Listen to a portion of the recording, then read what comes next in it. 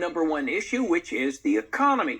Early voting opened up in Georgia with a record number of 300,000 people casting their votes. Former President Trump held a rally in Atlanta last night. He talked about the economy, promising tariffs that would prevent foreign companies from selling a single car in the U.S. But most mainstream economists say tariffs increase the cost for American consumers.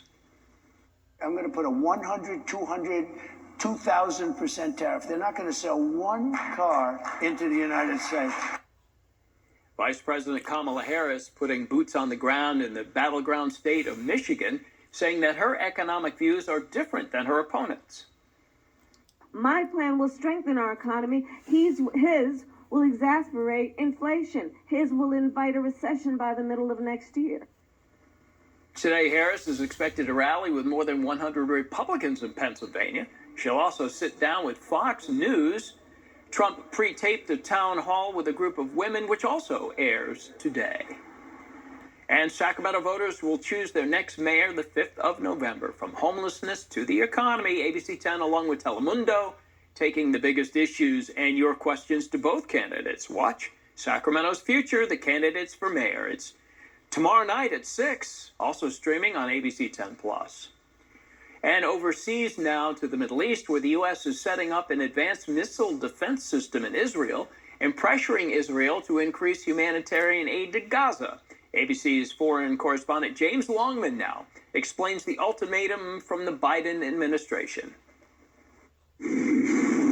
This morning, as American troops and powerful missile defense systems begin to arrive in Israel, the Biden administration is threatening to pull future weapons funding if Israel does not boost humanitarian aid to Gaza and protect civilians. The level of humanitarian assistance has not been sustained. In fact, it has fallen by over 50%. U.S. Secretary of State Anthony Blinken and Secretary of Defense Lloyd Austin co-signed a private letter to Israeli officials giving them a 30-day deadline to improve and maintain an increased supply of aid and end the isolation of northern Gaza. Threatening failure to do so would put Israel in violation of U.S. law and could impact future military assistance. We continue to see Israel not taking sufficient steps to address civilian harm, and you have to look no further than the really horrific results over the weekend. Those horrific results, this deadly strike on Al-Aqsa Hospital, where medics say thousands were sheltering. Terror as massive fires swept through this tent camp. The IDF says their target was Hamas militants hiding among civilians, but they provided no evidence of this. And in northern Gaza, aid agencies say civilians are being deliberately starved out, cut off from food for 2 weeks, as increasing military offensives and evacuation orders leave the hundreds of thousands living there with few options.